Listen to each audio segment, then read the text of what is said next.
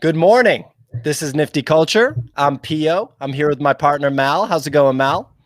Great. I'm a little tired. Yesterday was a long day, but I'm super excited for this morning. I am too. On the morning after the NFTCulture token launch, we have the pleasure of speaking with the head of VaynerNFT, Avery Akanini. How's it going, Avery? Hello, good morning. It is a beautiful day, so good morning to everyone who's listening in. Absolutely. Well, we're really excited to have you on. For people that don't know, you've been with VaynerMedia for a number of years. You were relatively recently named the head of VaynerNFT. Could you give some context on your involvement with VaynerMedia prior to becoming the head of VaynerNFT and, where you're at now? 100%. So yeah, I'm Avery. I've been working with Vayner for about 4 years. I first met Gary when I was working at Google on the brand marketing side, and was very impressed with his vision and what they were trying to build at VaynerMedia, which at the time was very focused on social media. They were like a specialist agency in the social media space. And over the last few years, we've evolved that to be more of a full service agency. I went to open up our presence in Asia Pacific. So I moved just a little over 2 years ago to open up Singapore. And then we opened up Bangkok and Tokyo and Sydney and much more to come on that as well. But with all the pandemic stuff, I wanted to come back. So I was talking to Gary about what was next. And in December, we had a session and just sort of talked about where we saw an opportunity. And Gary started talking a lot about what he was planning to do for his NFT project, which is VFriends. And that's when we started to think about what we could do to sort of help brands and celebrities and any intellectual property owner really figure out this wonderful world of NFTs, since we were learning so much sort of through our own exploration with VFriends. So that's how I got into this. Really spent the last 8 months just listening, learning. I'm a big fan of what you guys do, following a bunch of people on Twitter and Discord and social media. And yeah, they're just sort of building up our perspective and understanding how we can help this ecosystem grow. Awesome. Well, yeah, I mean, there was a really big announcement that happened, I want to say in the last 2 weeks, but in NFT time, a lot of times you think it was 2 weeks and it was like 3 or 4 days ago. And that's the US Open NFT Partnership with VaynerNFT. So in my opinion, from what I know about this, it seems like a very big deal. Can you give some context on what that partnership looks like and the impact that you think it'll have for the business world, when it comes to partnering with organizations to make NFTs? Yes. So the US Open is one of the premier institutions for tennis in the entire world.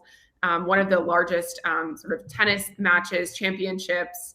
And tennis is a very historic game. So when we started first talking to the US Open a couple months ago about what we could do to support what they were doing for the Open this year, one, there was a bunch of unknowns because COVID was happening. Like, were they even going to be having all of the fans back in the stadium? Could we do something virtually? Is it a virtual event access? And then fortunately, they were able to host the Open this year. Of course, there were some weather challenges in the last few days, but so we started working with them on what can we do for an NFT program. We view NFTs as a game changer for things like ticketing and event access, but we know it's very, very early.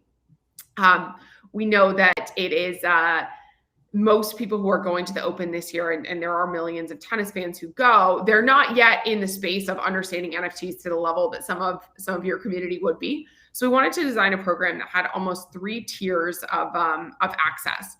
First, something that tennis fans from around the world can buy. So whether you're a tennis fan in Texas or you're a tennis fan in France, you can buy a collectible edition of sort of US Open NFT at a really reasonable price point.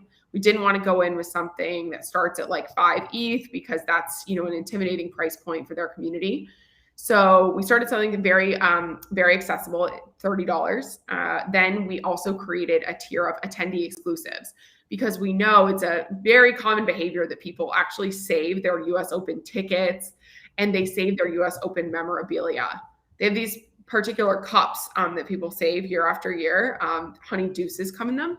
So we thought, hey, how can we create a way for people to add this moment to their digital persona? And we worked with POAP to design an attendee exclusive token for anyone who purchased tickets for the different matches that they attended, which is pretty cool. And then the sort of crown jewel of this program is this player trading card program. So we worked with a number of different tennis legends like Venus Williams and Andy Roddick and Billie Jean King and Stan Smith and the Bryan brothers to create 21 cards that are all these sort of unique trading cards. Each one is like a one of one. So they're numbered 1 through 21. And the 21st card is actually a golden ace, which gives you exclusive access to that player. So for example, in the case of Stan Smith, you got to get a pair of signed Stan Smith shoes, go to a match with him, get his signed book. In the case of the Bryan brothers, you get to play doubles with them at Arthur Ashe Stadium. So these really once in a lifetime experiences for tennis fans that are all being sort of fulfilled through NFTs.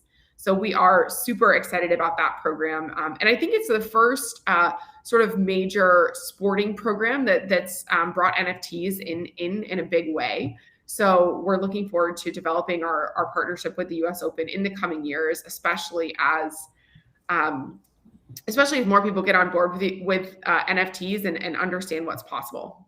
This is really— It does sound— yeah, I mean, it does sound like it's the first. And in the NFT space, you often, get yelled at for saying that something is the first. But I think that, we can kind of safely say it's the first major partnership like this. That's so interesting. I didn't know that tennis and the US Open specifically had like that built-in collectibles feature already for people that were attending. Was that, a major driving force for you guys making this the first sports related partnership? Like, did that make it seem like it was really going to make sense? Yeah, I think it was just a normal behavior already. And, even from a personal aspect, like I've had those cups for like years. I'm like, but people collect those cups, and why are you going to collect a cup, right? May as well collect a new cup. So we were thinking about that. And yeah, it was like a natural behavior that we're just bringing into the digital world. And of course, working with the POAP guys is awesome. Like they have a great solution. And I think just yesterday, they reached 1 million POAPs sort of in circulation, which is exciting. And one of the reasons that I love what they do is it's very accessible to both crypto native people and then people who aren't crypto native. You don't have to pay. It's a free solution. They use XDAI, and it's something that really it helps grow the community in general beyond just the existing sort of crypto users who are, of course, familiar with POAP and that sort of system of behavior. But we're really pumped to partner with them in that way. And looking forward to doing something with the US Open over the years that continues to get better and better. This is really just our sort of first foray into something like this. And we have big plans for what that will look like in the coming years. This is so exciting for me. And I love that, this is first, obviously, with the US Open and everything there, but the POAPs, my wife is a much better golfer than I am, and it's always brutal out there with her. And every year we apply to go to the Masters, and we apply to go. There's these historic events, Super Bowl, like NBA, everything is going to have this, and so it's also the ticket, but that POAP, and the fact that this is moving so quickly is incredibly interesting to me. The thing I also love about what VaynerNFT and what y'all are doing is there's a lot of stuff going on right now in the NFT space that isn't really exciting, right? If someone's stuck holding, NFT bags for a pump and dump project, they're going to be reluctant to buy more NFTs. But what this is doing is it's a healthy way to onboard people who may have not had as much experience. So I'm curious, how is VaynerNFT? How are you thinking about getting people comfortable with the wallets and POAPs? And once you get it, but it takes a while to get to that level. Yeah, I think that's a really good question, Mal. So one of our big goals is, our number one goal is to grow the number of sort of crypto users and NFT users. We don't just want to saturate the whales. Like, listen, there's a lot of amazing projects that are doing that. We don't need VaynerNFT to do that. We actually, with Gary's project, that was a huge focus of ours, is actually educating his community on NFTs and why they should buy them.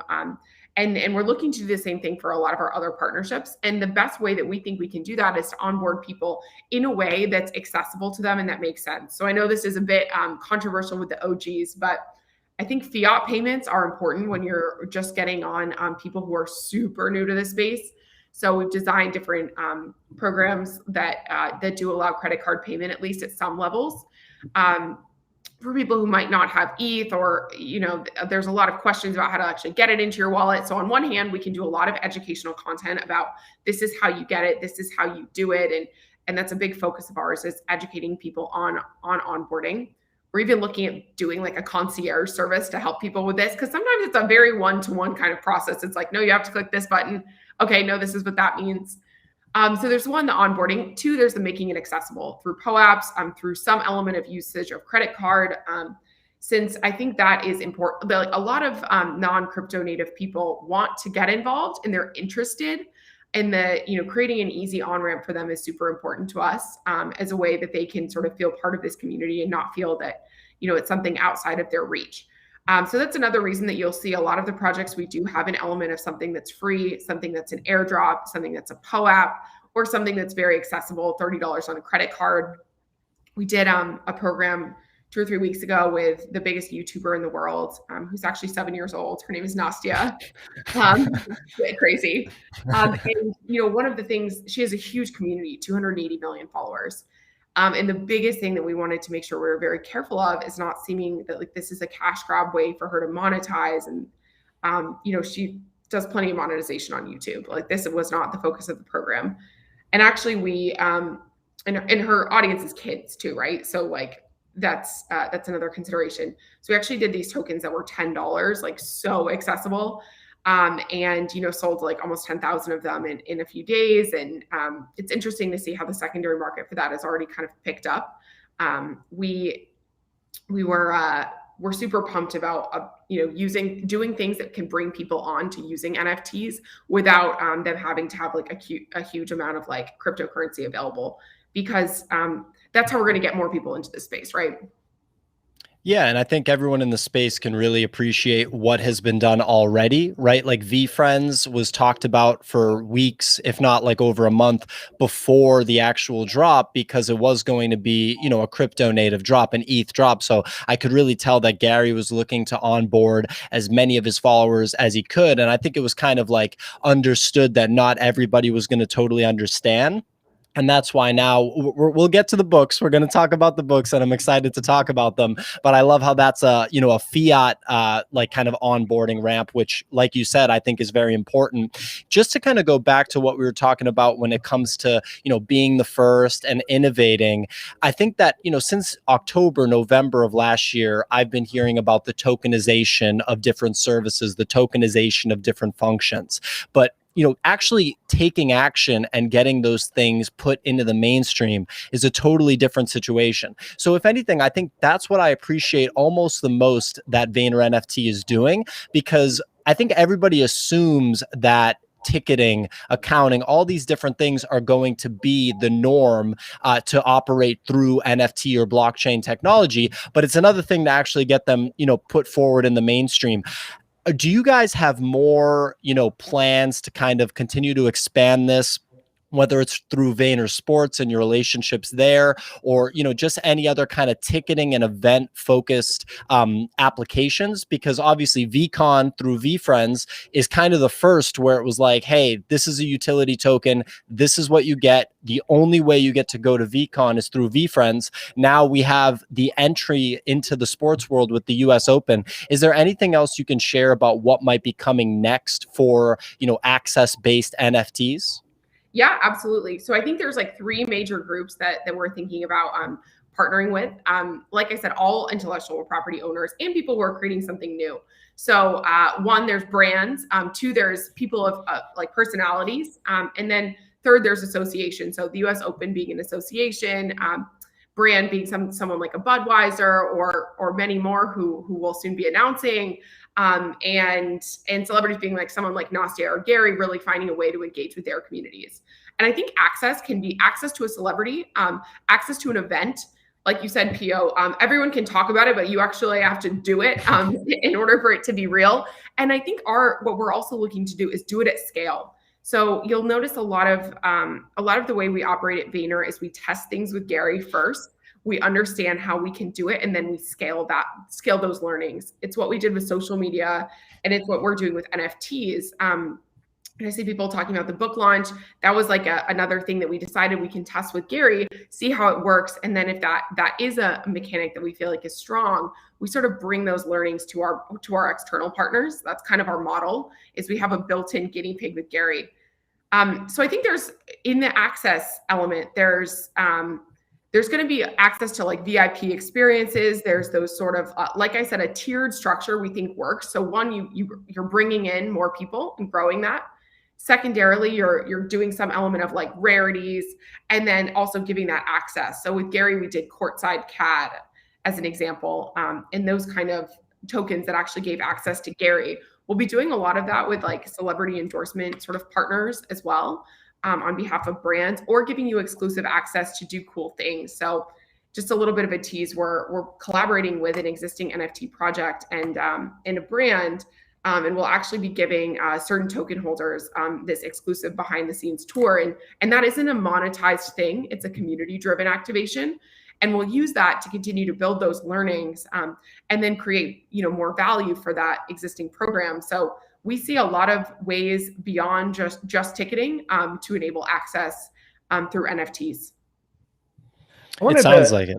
Oh, Go ahead, Mel. sorry. I wanted to kind of, and I'm going to meander just a minute, but it's really interesting with the first announcement with Budweiser, and they just bought beer.eth, and you think about this B2C stuff, and right now it feels like we're still early. Steph Curry bought his ape. The Larva Labs team just signed with, an agency, UTA. So it feels early, but very quickly, it's not going to feel very early anymore. I'm going to go off camera for just a second. Yeah. Go ahead, Mel. We want to hear it. We want to hear it, buddy. All right, I'll take over from Mal. That's very funny. I didn't expect that. So, if we... Are you good, Mal? Okay. Well, so if we go back to, the fiat onboarding, and I think that this is in line with what Malachi is talking about us being early, because you talked about the #1 YouTuber in the world, and it sounds like the sales of the NFTs were like 10,000 in a few days. Well, if someone launches a koala-based NFT project and NFT traders get wind of it, those 10,000 koalas are going to sell out within 3 minutes. So if the #1, the #1 YouTuber in the world took a couple of days to sell out, then that tells me that the parents, because you mentioned that she was 7 years old, so the parents of her audience are slow to get onboarded into NFTs. And you mentioned the secondary market. I wouldn't be surprised if the secondary market is now catching fire. And it almost reminds me of VeeFriends a little bit, because I think a lot of people, and I actually talked to Gary directly about this on a Twitter space, where I felt like a lot of people were kind of, sleeping on it, especially the traders, right? Because it's like, if you're an NFT trader, were you thinking that Gary's or Vayner's project was not going to appreciate, right? So I think we've already seen this, and then I think we're seeing it with the books. So I bought 240 books. I'm not playing around when it comes to the books. I wasn't going to play around. I wasn't going to make the same mistake twice. What can you tell us, if anything? I know there's a lot that's under wraps about the books. People are making fun of me. People are saying, "What are you going to start, a bookstore? Are you going to start a library?" I know I'm going to have the last laugh, but I'd love to hear if there's kind of anything you can announce or tell us about the books. Yeah, absolutely. So we thought that this was a really interesting, and by the way, I see someone saying in the chat that like even Reese Witherspoon, like getting on to posting about her buying her first ETH last night. So I think that's actually a huge thing, right? This, because it's not just Steph Curry and it's not just investors. This is coming to the mainstream in a big way. This is Visa, this is Budweiser, this is real. And I think that like entering mainstream consciousness actually really matters. And I was even like kind of doing just some light analytics on, this was like Reese's best performing post in a year. Like it's amazing to see like how, and if you look at Budweiser, it's the same thing, right? Like the amount of traction they got on social media, really support from the NFT community. I think that's huge. And then, in the comments as well on Twitter, people are asking like, what is ETH? And then people are responding, and it's actually helping drive mainstream consciousness, which is our whole goal, right? It's to get more people involved in this space, is to help grow this space and help bring it to the world. So we're pumped about that. I also thought it was huge move. Welcome, Reese, and really nice to see the positive reception, because you also wonder, like, sometimes it's that feeling of like, my band got too big and some people are salty and they don't want other people joining the space. But overwhelmingly, it's been a very positive reaction. What you mentioned around Budweiser and beer.eth and the profile picture change, we were a little like, we thought it would work, but we had no idea it would work this well. It was amazing to see it on the cover of NASDAQ and really take off, not just within the crypto community, but in the mainstream community. And I think that's our responsibility as Vayner, is to help bring this to a more mainstream community, which is this whole goal of the books, right? So with this, just for those listeners who might not be familiar, so Gary is launching a new book, 12 and a half. Gary has, he's a 5-time New York Times bestseller. He's had a number of super successful books, and we've done different book launch strategies over the years. Many times very focused on helping, on leveraging the latest technology to sort of help his community try new stuff. So whether that was like social media in the previous years or, specific book tours, whatever. So this year, one of the things that Gary felt very passionately about was tying this to NFTs. And we wanted, there's two sort of goals. Like, we know that one of the best ways to help Gary's book spread to more people is to be on the bestsellers list. That really matters. And there's kind of like a whole strategy behind how to get on that. And a lot of it is around bulk. So he did this thing that if you bought 12 books, you got a free NFT. For each 12 books you bought, you got a free NFT, which will be airdropped to you. And this is important because a lot of Gary's fans, they don't have ETH and they don't know anything about like setting up a wallet, and they want to support Gary. But something like VeeFriends was even at the price point of like 1 ETH when we first launched. That's not an accessible price point for everyone. And we got a lot of comments around they want to support, but that's like out of the realm of possibility. So we thought, awesome, buying 12 books. Yes, it's still an investment, but it's more accessible. And then of course you get the books as well. So yeah, we decided, okay, we're going to do this mechanic where if you buy 12, and send us screenshots, and we set up an Airtable, then you get a free NFT coming out on November 16th. And it's awesome, Pio, that you recognize this, because a lot of the people who didn't want to get VeeFriends at the beginning were sleeping on it. It took us longer than Nasty to sell out of VeeFriends, right? There was some skepticism, I think, from the like OG crypto community. Is this just a celebrity, trying to do something? Is this really going to appreciate? Is this going to be valuable? And the early believers, it's really paid off for them. I think the VeeFriends floor now is like 11, something like that, which is awesome and is a testament to the work, the community, and their belief in this project. So all that said, with books, we wanted to go to a broader audience. That was a big and important goal for us, is making something accessible, bringing on more people in a way that credit card just allows us to do more easily. So we're pumped about this. Stay tuned for the NFT dropping in November. It's going to be awesome. And I think you're exactly right. You'll be getting the last laugh. Those books will be paying for themselves, and hopefully share those to people who need them, or people who can be inspired by some of the wisdom that Gary has to share. I'm gonna share a very embarrassing story, and I apologize. I just didn't want to dox my son, and so I had to go change a diaper really quick. But we were super bullish on. This is very embarrassing. I can't believe I'm gonna share it, but we were so bullish on VeeFriends, and the price point at the time felt high for an NFT project, regardless of who you were. And there's 5 of us that are in this NFTCulture partnership, and behind the scenes, we were all going to come on and watch the Dutch auction, and we were all going to buy one. And by the end, we're so dumb, we talked ourselves out of it. And like, we're just like 0.5, 1 ETH, and ETH was near its all-time high. Like, timing couldn't have been like more like tough for the launch. I'm sure that was probably a stress factor for VeeFriends, just to be like, oh wow, ETH is going up, and when ETH breaks out above where it's at right now, NFTs tend to flatten, launches slow, and so we were the dumb ones that didn't get in. And now it's like, okay, we got to buy some books. I only bought 12. I feel silly now. Tom Bilyeu, who's a friend of the show, he bought 360 of these books. So I think very quickly lessons were learned from the mistakes that were made early on, just because the power of VaynerNFT, Gary V, the VeeFriends, to just bring this to the world. It's just so exciting to just see how quickly everything is. And to end that question, he may have answered it, and if you guys already did and moved on, because I had to step away, is it felt like we're early, but it's feeling less and less early. Do you think that, by the end of 2022, NFTs are just everywhere? It's commonplace. It's like it's always been here? Or can you give a timeline? Yeah, no, that's a really great question, Mal. I think we're still so early. And, from a technical perspective, like you guys know this, so many launches have like technical shit that goes wrong. And like, we know this every day. It's like, okay, we have an amazing plan. We think it's going to work. Oh, this doesn't work anymore. Or like, oh, gas is soaring, so it's not going to sell out or whatever. There's so many like complications. Somebody got, somebody like got some of their NFTs stolen, and then we have to help them with that. And, a lot of that is still happening. It's really like early days of internet when people were getting scammed on the internet and they were like, oh, this is why it's not going to work.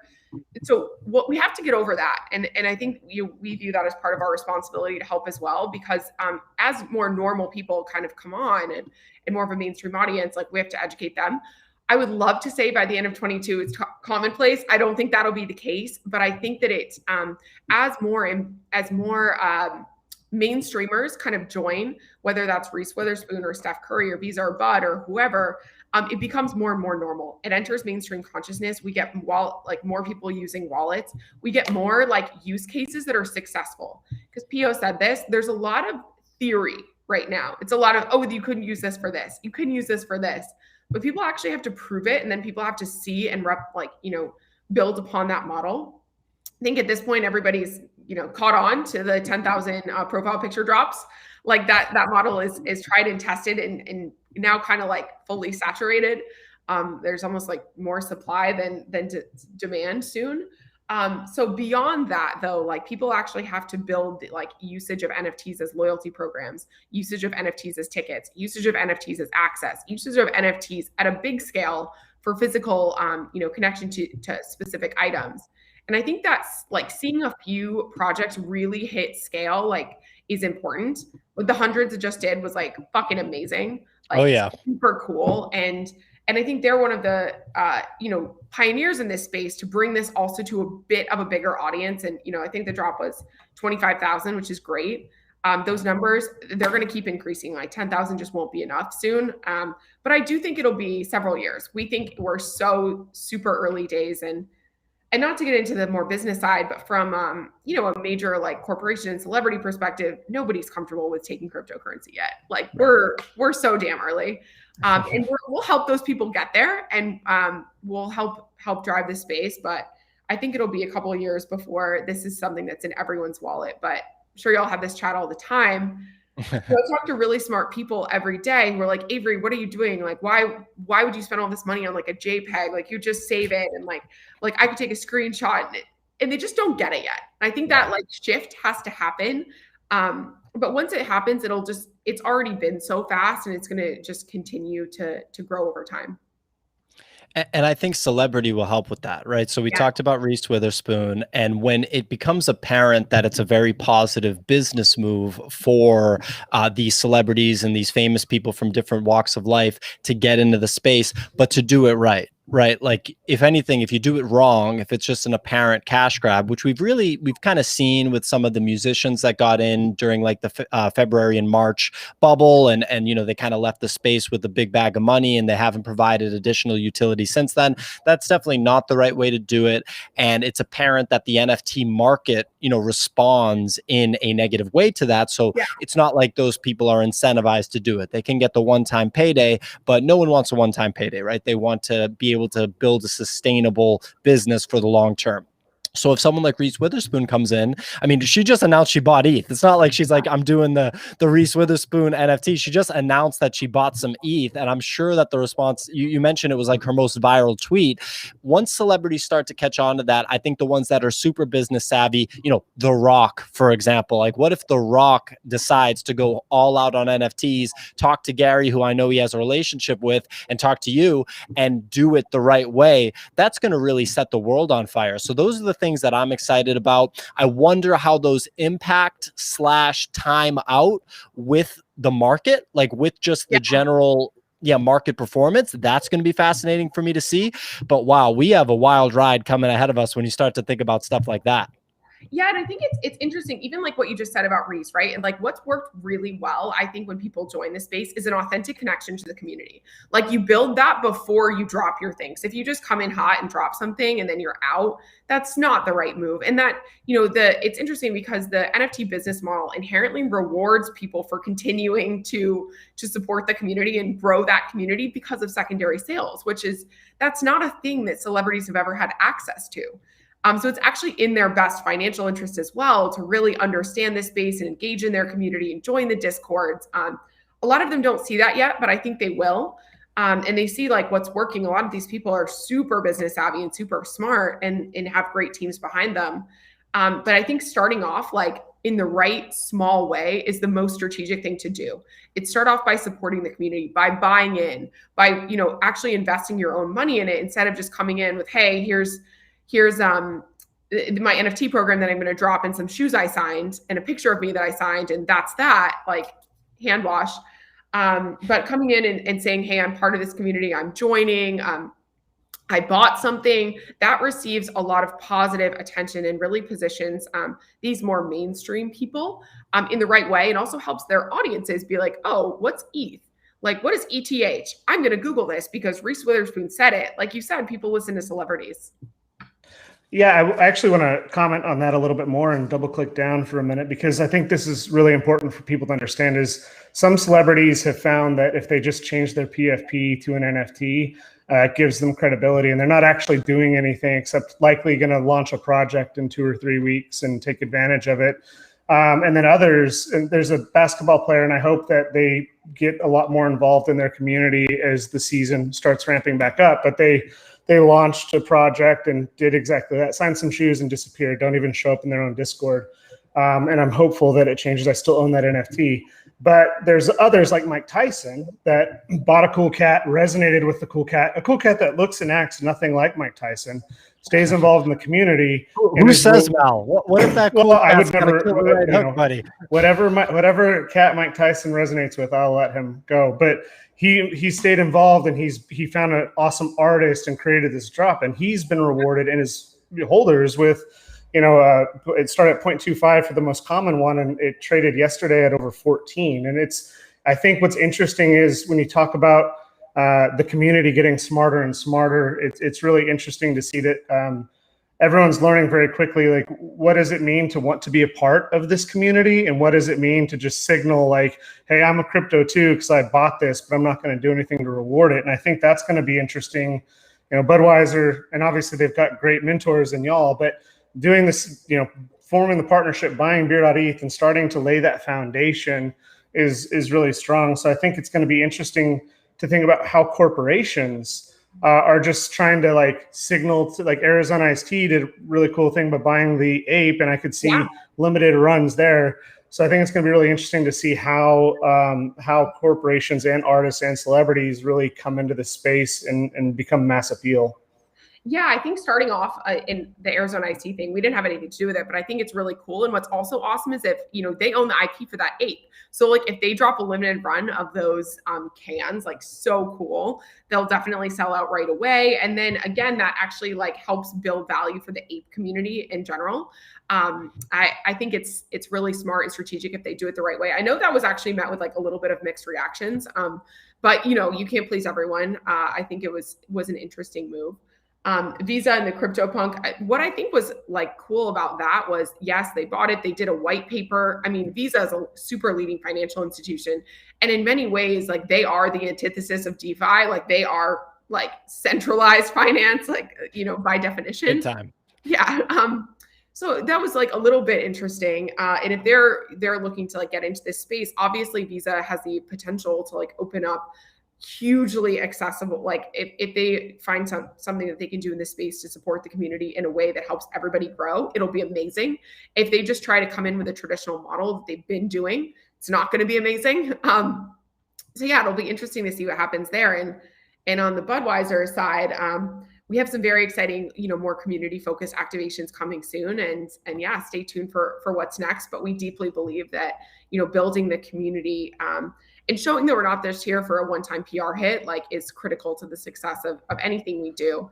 And for them, it's not necessarily around monetization, right? Like it's Budweiser is all about connecting people with the moment, with connecting people, like, drinking beer with your friends, sharing a bud, and finding ways to connect people in communities. It's almost like more of a marketing activity and a way to engage with community than monetize, the same way, like, Mike Tyson, like, he's got to get his bag and like we get it and like everybody's for it. But that's not necessarily the goal when you're a big corporation. You're more looking for a way to participate in communities and stay close to culture. And I'm glad you said that. And what I think it really is like the evolution of marketing. And marketing is something that, since the internet has rose to prominence, has been disrupted a number of times, right? Social media, for example, Web 2.0. And then now, what a surprise, Gary, you, VaynerNFT are leading the charge with this disruption again through this new technology, the NFT technology. Because when you think about it, I'm talking about the books in Twitter Spaces left and right, right? Like, so I'm personally invested. And rather than having a marketing team in a boardroom, doing PowerPoint presentations and talking about how should we go about this marketing, there's been this marketing move that's been created by VaynerNFT and is now in the hands of the holders. I didn't know that Tom bought 360 books, Mal. If I had known that, I would have upped it to 360 just to say that I bought as many as Tom. But the crazy thing is, I saw in the chat, Storms, who is a big-time Gary Vee supporter, he bought into VeeFriends at first. It was the first NFT that he bought. He had high conviction because he's followed Gary so far. He flipped those VeeFriends into a CryptoPunk and a full set of Curio cards. I was talking to him about the books. I had no idea how many he had. I think the last count he gave me was 216. So I tried to beat him with the 240. He put in there that he bought 540 books. So think about that. Think about a 22-year-old buying 540 books because he understands the value that's going to be provided. And I have to imagine, I've talked to him on a number of spaces that he's going around on Discord. He's going around in spaces saying, never bet against Gary Vee, never bet against VaynerNFT. And once corporations understand that, the Arizona Iced Tea move, even if it got met with mixed reactions, the market's always going to react, not always, but will definitely react inappropriately from time to time. And I think that once companies pull up to these IP plays, these like Bored Ape IP plays or a similar NFT play, that's when you're going to really start this evolution. You're going to see the decentralization and you're going to see the true power that NFTs can provide for business. I couldn't agree more. And it's interesting you mentioned this like shift in marketing. I think in a lot of ways, this can also be something that like makes your marketing cost neutral, because forever, like, and I've spent my entire career in marketing, marketing is a cost center. It's like a place that you invest money, but you don't really see like, yeah, of course there is ROI, but it's not very directly attributable. In fact, it rarely is directly attributable. And we always play these games about like trying to measure it back to sales and all of that.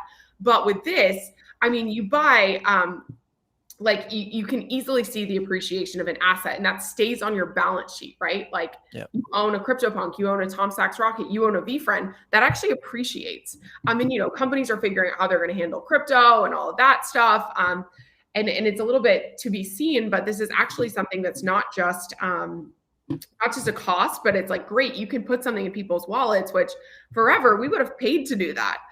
Think about the US Open, like we would have, that would have been a cost. And now this is something that people are kind of paying back. And I think it allows these programs to self-fund. It allows the companies to have more money to reinvest in their communities. And you've seen this with VeeFriends as well, of reinvesting in airdrops that we've given to the community and a lot more to come on that. But I think it's really cool because this is really the first like cost neutral marketing exercise that brands and celebrities and associations can actually like think about in more of a business way than just like, hey, this is my marketing cost and this is how much it costs to make a commercial. But yeah, that really fires us up. And I think to any CMO, that is like incredible. I completely agree. I think that when we think about and I've dealt in my whole career, I've been in marketing, different space, but yeah, influence versus creation has always been like the hardest thing to think about. And I think there's some objective benefit that we can create with NFTs and transfer of ownership and all of those things. So what's interesting is, even though we're a smaller project, we've been reached out to by a number of companies and organizations trying to explore and get into this. So I'm curious, what would be the sweet spot for projects that would come to VaynerNFT in terms of size, scope, celebrity status? Where is your sweet spot? Where is it? We want to help everybody, but we can't help everybody. So what do you see as your area of expertise, short term and long term? Yeah, we want to help everybody. And I think the way that we see ourselves as helping everybody is things like this, is things like the educational sessions that we do, is a lot of the content that we put out and do in collaboration with other leading people in this space. We host a series called Marketing for the Now. We do these kind of like scaled events that train people. We even, like, my team will help people set up their wallets. So we really view that element as education, but we are a small team and we can't do everything, you know, about 30 at VaynerNFT. We're still small and we need to prioritize our projects. And it's funny because we're still such a small business that honestly, we work with people that we want to work with. It sounds silly to say that, but a lot of it is based on like the personal relationships and chemistry that we have with with our different clients. It's like, hey, everyone wants to figure out NFTs, but who's, one, serious about it? Two, going to invest in it, invest both, you know, financially and also their time. You know, it's not just a thing you can do like, hey, I bought something, I'm done. We want people who are committed to this, and then also financially committed, which means we have to develop technology. We have to develop cool creative assets. Like, that does have some costs. And then also people who we think are going to do something cool, who want to do something cool, who don't just, want to pontificate, but actually want to get their hands on it and help us with this, who are willing to take risks, which is not everyone. So yeah, those are sort of our criteria. It's not only about like size, but it's around who we think wants to do something cool, who we see potential in, and then people we have a good working relationship with. And a lot of our first partners, you know, we've been working with Budweiser for the last 12 years. And, right, you know, because of that relationship, it's easier for us to have that shared DNA and kind of like know what we're getting into. And I think you probably won't see us working with like kind of totally fresh partners who've never been a part of the Vayner family much. Just actually the US Open, I guess, is new. But part of that was brought on by one particular player who, you know, we have a close relationship with, but it's that trust, because we know this is a very new thing and people need to be along for the ride with us. That's absolutely. Well, I know that you've been incredibly generous with your time. We're pushing 45 minutes. So I just want to give you a chance, you know, what's coming next for VaynerNFT? What should people be paying attention to? Where can they find you? Can you give people an idea? Yeah. So stay tuned for a lot more coming from VaynerNFT. We just opened in July. So we are so super brand new. After the VeeFriends launch, which was a big focus, VaynerNFT is officially open as of July. So still very early days. You can help us. One, if you're interested in working at VaynerNFT, we've got a form on our website. So hit us up. We're looking to hire crypto native people who want to help us build this next generation of Web3. I'm Avery Akanini. So follow me on Instagram, on Twitter, on Discord.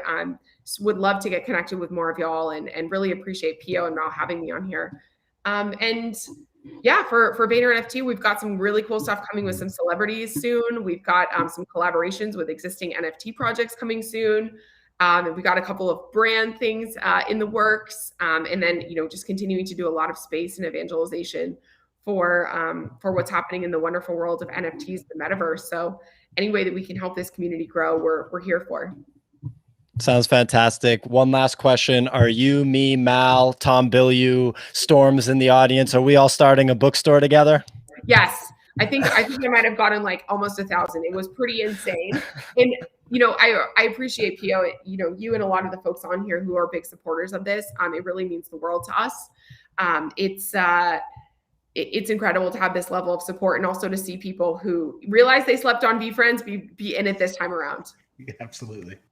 Absolutely. Well, thanks so much, Avery. Everyone follow Avery. Make sure you follow VaynerNFT, always making dope moves. And yeah, catch you guys next time. Thanks so much, Avery. Thank you so much. All righty.